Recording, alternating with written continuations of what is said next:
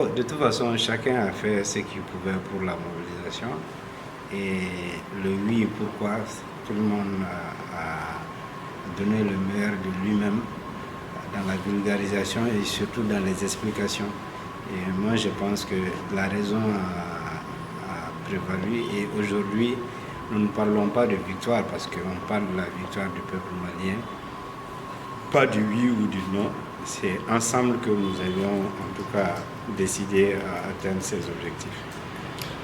Moi, je dis juste que notre démocratie est en train de mûrir et s'il plaît à Dieu, dans les années à venir, je pense que nous serons cités parmi les plus grandes démocraties du monde. L'assurance, vous savez, l'assurance, ça dépend des dirigeants. On peut avoir des bons textes et avoir des mauvais dirigeants, comme on peut avoir de mauvais textes et avoir de bons dirigeants. L'essentiel, ce n'est pas la fonction qui fait, mais c'est l'homme qui fait.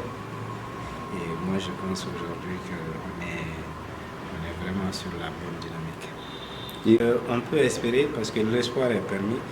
De nature, je ne suis pas pessimiste, je suis positif dans tout ce que j'entreprends.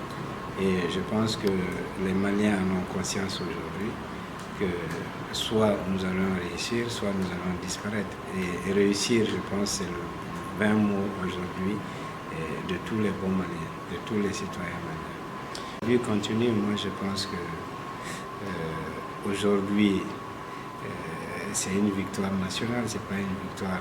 Il n'y a pas de perdant. Moi, je pense qu'il n'y a ni vainqueur ni perdant, c'est le Mali qui gagne. Et avec le temps, des améliorations pourront se faire.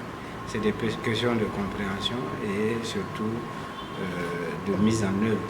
Et ces mises en œuvre peuvent varier si Dieu le veut.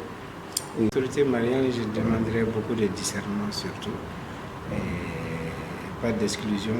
Et surtout, nous devons toujours être ce peuple rassembleur, mais de faire extrêmement attention parce qu'il y a beaucoup de prédateurs et c'est pas parce qu'aujourd'hui nous sommes en train de booster hors de chez nous certaines forces envahissantes, mais qu'il faut également tenir compte de ceux qui sont sur place.